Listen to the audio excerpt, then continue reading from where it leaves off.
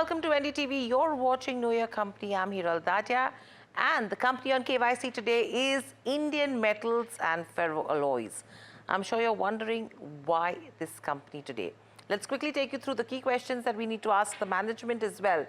First up, the rationale behind entering the ethanol segment, because that is an absolute diversification that the company is looking at. Secondly, if you talk about the break-even points where the new plants and the ethanol unit will reach, because they are looking at capacity expansion. Ethanol unit is absolutely new as well. So at what level with both these actually hit a break-even? On number 3, you're talking about the impact of China's steel production cuts. Now, whether it does have an impact or not also is the key question over here. Moving on, the impact of EU carbon border adjustment mechanism. Now, what this does is it has stringent measures on the back of which the exports to the European Union have declined as well. Now, whether IMFA is a company which will see an impact of this, because this actually comes into effect on the 1st of January 2026. Moving on, if you talk about the 5th question that we have for the management, let's quickly take one that is, in fact, these are the top 4 questions that we're looking at as well. But moving on, let's quickly tell you about the company from here on. Firstly, IMFA, Indian Metals and Ferro Alloys, is the full form of the company. If you talk about it, it was founded by Dr Bansidhar Panda in 1961. It's a fully integrated producer of Ferrochrome in India. Apart from this, if you talk about Ferrochrome, it's primarily used in production of stainless steel, and it has been expanding its capacity for production of Ferrochrome. They've recently diversified into the ethanol segment as well. If you talk about its capacity expansion, it's increasing capacity by almost 35%. In fact, the capacity earlier was 284,000 tons. It's going on to 384,000 tons. And they've received approval to expand capacity further by another 200,000 tons already. In fact, they're setting up 120 kiloliters per day ethanol plant. That is the diversification that we're talking about. In terms of the raw materials that get used, chrome ore, coke, power, and coal. And any fluctuations in pricing of any of these raw materials can have a direct impact in terms of the operating margins of the company. In turn, you're talking about the EBITDA and the profit margins as well. If you talk about the geographical revenue split, exports currently is 90% of their business. Domestic is around 10%. Now, with the new capacity coming in, will the domestic business exposure increase? That's the key question that we need to address with the management as well. So that is what we're talking about in terms of about the company. But let's quickly look at all the rating parameters. As always, you're talking about the income statement check, the balance sheet, cash flow, and return ratios is what we will be looking at for IMFA. And you have the shareholding pattern, street credentials, valuations, and the business outlook. Let's start with the income statement. If you pull up that one on the screens, you'll see the way it has moved. From a revenue of 2,670 odd crores, it's actually come down to 2,560 odd crores. The EBITDA has seen a marginal uptick from 488 odd crores to 531. Your margins have remained stable in the last 2 years at around 20-21 odd %, and that's where they will probably maintain it as well going forward. And in terms of profitability, from a 324 odd crores, it's actually gone up to 514 odd crores. But that's with regards to your last couple of years. If you see their margin trajectory as well, it actually clocked in 31.1% back then in FY22. From there, it's pretty low right now. What it will take for the company to come back to that 30% plus kind of margin trajectory becomes a key from here on, because the gyrations that you're seeing in terms of raw material prices is having a major impact as well. In terms of the first quarter, the revenue saw growth of around 13%, margins a growth of around 736 basis points, EBITDA grew around 80%, and their net profit saw a growth of around 93 odd %. But taking the aspects into consideration from the margin trajectory, a very flattish revenue growth, and the profit, which has actually been at around 516 odd crores for the last 2 years, we've given it a thumbs down right now. So that's the income statement, which is a thumbs down. Coming to the balance sheet, it's a very strong matrix over here because NDTV Profit has given it a thumbs up, and we'll tell you the reasons why. If you talk about the equity, That has remained stable for the company. The borrowings, though, have spiked up slightly, but the cash in bank is pretty okay at around 21 odd crores. The other equity aspect is increasing, a gradual increase is what they are seeing. And if you talk about the book value as well, from 1,873 odd crores, it's actually seen a growth to around 248 odd crores.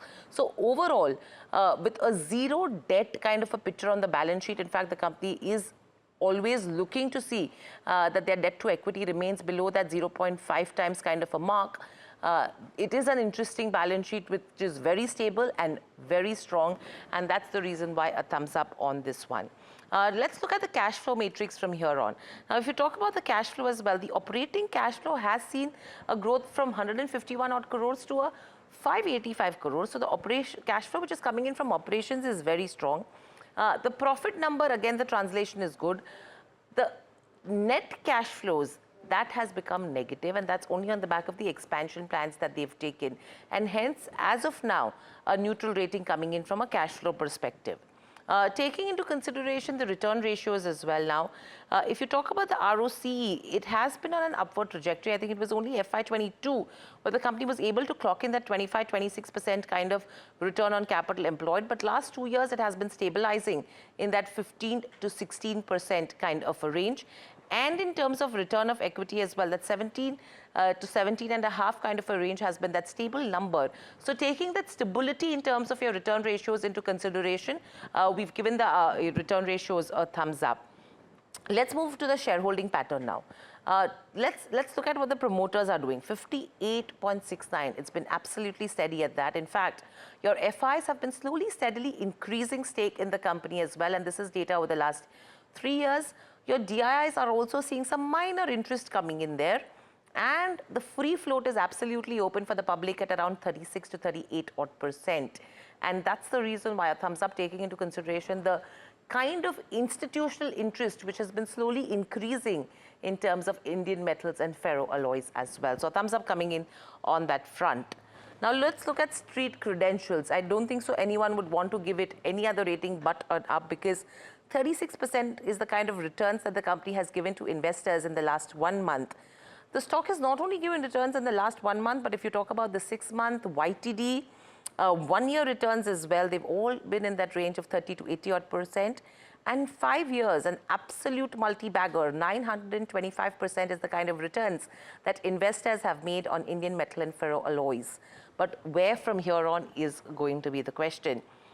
It's the valuations. Now, valuations right now, taking the run-up in the stock price into consideration, are looking expensive, because if you look at the 1 year forward at 2.2 times versus your 5-year average has been at around 1.2 times. So which is clearly telling you that that matrix is slightly expensive. That's the price to book. And the price to earnings, it's nearly double of your 5-year average. 7.45 is where your 5-year average price to earnings multiple is sitting at. But because of the run-up that we've seen in terms of the share price, that 1 year forward is looking at around 12.65 times. So yes, valuations are expensive, on the back of which a neutral rating, because they do stack up with the kind of performance that you're looking at. Because if you talk about the outlook as well, they're optimistic about domestic demand. They're looking to maximize and maintain their EBITDA cost at around 75,500 tons kind of a level. They've said that the forex fluctuations and global uncertainty, that could be a major headwind for the company as well. And ethanol diversification, that will probably add nearly 300 odd crores in terms of revenue on a yearly basis. And the diversification will add nearly 8 to 10% in EBITDA margins as well. So the outlook is seeming pretty stable, on the back of which a neutral rating.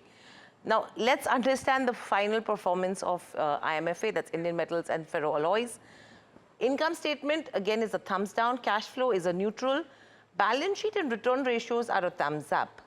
On the next one, another 2 thumbs up coming in the form of the shareholding, because you have your FIs, DIIs who have interest here. Street credentials, with the kind of returns it has given investors, it's a thumbs up. Valuations, because it is expensive but sits in line with what the company is doing, a neutral, and your outlook is also neutral. And the final rating of 5.5 on 8 is what NDTV Profit has given on KYC to the company. In fact, to discuss more on this, let us get in MD Dr Panda. Thank you, Mr. Panda, for joining us on the show. Always a pleasure to speak to you. My first question coming to you is more in terms of the pricing of ferrochrome. What is the impact of China's steel production cuts on the pricing and the demand? Because this is one of the most important aspects that anyone would want to watch out for. So, you're absolutely right that stainless steel demand is what primarily drives ferrochrome prices. But the production cuts that you're referring to is largely in carbon steel. As far as stainless steel is concerned, actually, there has been a production pickup. In fact, if you look at the second quarter of calendar year 2025, which is the latest statistics which is available, globally, stainless steel production has picked up by about 3.3%. So, on the demand side, it is holding up. Where there has been a significant impact which has boosted prices is that there are cost pressures for non-integrated producers.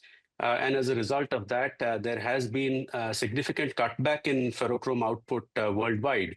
If you look at globally, there is a cutback of about 8% in the same second quarter of calendar year 2025. And if you look at India specifically, that is much sharper, almost a cutback of about 60,000 tons, which is about 16 to 17%. So in that scenario, ferrochrome prices have moved up in the recent past. And we are talking about, prices ranging in the 1,15,000 rupees per ton mark, as compared to about 1 lakh or thereabouts, 2 to 3 months ago. So that is where being an integrated producer ourselves at IMFA, we are looking to step up our production and both meet a requirement as well as make the most of the current situation. Okay, so Mr. Panda, what's the kind of impact you're seeing on business on the back of price increase? So, as I said, there has been a noticeable increase in ferrochrome prices, and that will have a positive impact on our bottom line. Which is something that we had shared even before. While I cannot make specific comments about the ongoing quarter, but I can refer to something that we had mentioned earlier, which is that we expect the July to September quarter numbers to be better than the corresponding quarter, or more specifically the previous quarter, because of this improvement in prices. Okay. What's the kind of capacity addition that you're aiming for from here on? And what is that revenue translation looking like? So let me give a little background first. We are the leading producer of ferrochrome in the country, with annual output roughly about 260,000 tons. The ongoing expansion, which is phase one, is 100,000 tons per annum unit, which is coming up in Kalinganagar in Jajpur district of Odisha. Construction is underway and we are on track. And we expect it's 2 furnaces. We expect the first furnace to be commissioned by June 2026, and the second one shortly thereafter. So that will add about 35 to 40% capacity by next year, which is a significant up move, and that will obviously have an impact both on top line as well as bottom line. All of this is basically linked to our captive mines, where in phases we are going up from our steady state 6 lakh tons per annum ore raising to 9 lakh tons in the first phase and 12 lakh tons in the second phase. So in FY25, for example, we have already started inching up our ore raising. We crossed 7 lakh tons for the first time, and we will be by next year touching close to 9 lakh tons, which will sustain the capacity addition. The second phase, as you said, we have an in-principle approval from the government of India, from the government of Odisha, I'm sorry, for 200,000 tons. But we are also looking at what we can do to speed that up in terms of raising our capacity at a faster pace than we perhaps originally anticipated. Okay, so that's interesting. So what's the timeline that we should be looking at, and what's the capital outlay for the approved additional capacity? Right. So as far as the approved capacity, which is, or rather the one we are implementing, let me put it that way. So that's roughly about 850 to 900 crores Capex, which not just includes the 100,000 tons Ferrochrome addition, but also a 9 megawatt captive power plant based on off gas. And of course, being a greenfield site, there are certain site developmental expenses and all of that which are incurred. So that, as I said, is something that we expect to commission by next year. As far as the 200,000 tons is concerned, we have not really worked on the numbers at this point in time. So let me not go down that path. But suffice it to say that we have a very healthy balance sheet where we have zero long-term debt at this point in time, and we are very focused on keeping it that way. So even with the current expansion that we are doing, as well as future expansions that we have planned, and by the way, there is also a 120 KLD ethanol project that we're putting up.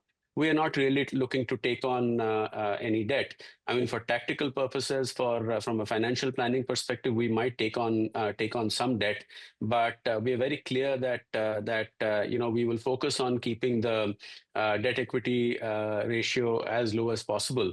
Under no circumstances crossing 0.5, but I doubt we will even get to get that far. It'll be significantly below that is what we look at. Simply be given the the health of the balance sheet, as well as the cash surpluses that we're generating, and especially with ferrochrome prices picking up, that will be a further boost to the bottom line.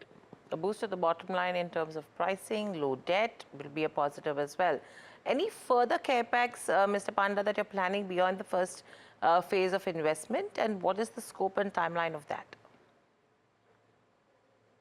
So beyond the phase one expansion, which is going on, as I briefly mentioned, we are putting up a 120 KLD ethanol project. This is the diversification, move away from our core ferro alloys business, but there is a specific reason for that. Our Tiruvallur unit, which is where we have our ferrochrome capacity, has surplus land and various other infrastructure.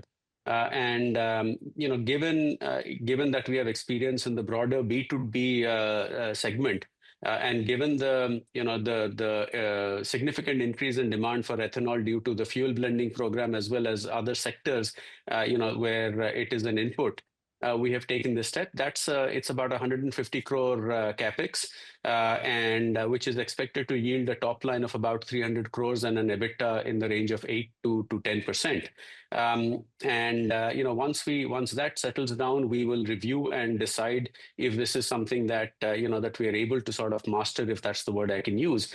In which case, we will commit more funds to expansion. But at the moment, it is limited only to the 120 KLD that we are putting up, and our focus, both in terms of management time and attention, is squarely on the core ferro alloys business, where the capacity is increasing, and we are of course also spending money on increasing our mining output, as I mentioned. So that's about another 1,000 crores.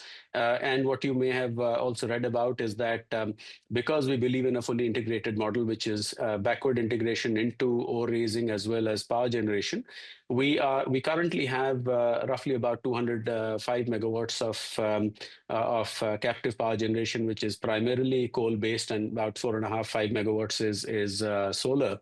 But we are doing a pivot to hybrid renewable energy through outsourced projects. So we have tied up with two leading developers for 110 megawatts of hybrid renewable energy, comprising of solar and wind.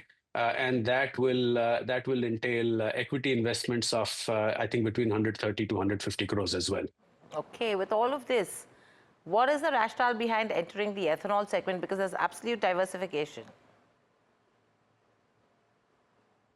So as I mentioned, it is a diversification away from our core business, but we are not really turning our eye away from our core focus. But we had surplus. We have surplus land and other infrastructure, including bulk raw material handling facility, railway siding, etc.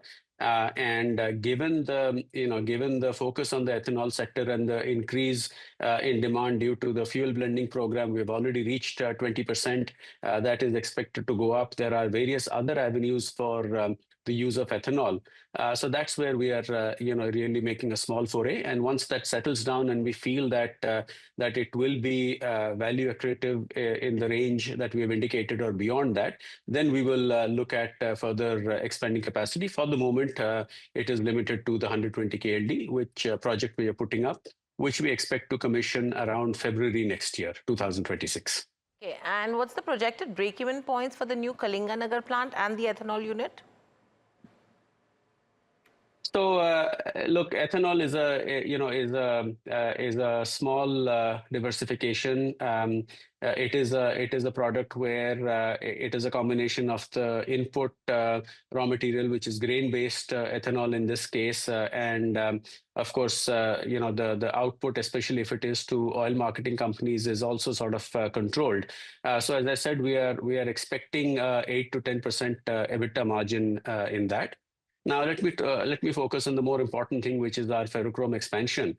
I think it is important for your viewers to understand that we are extremely competitive on account of our backward integration, where the three major inputs which go into ferrochrome production is chrome ore, which is where we have captive mines. We do not buy any ore from outside. As far as electricity is concerned, again, that is captive generation. And as I mentioned, we are doing a pivot from coal-based power to hybrid renewable energy.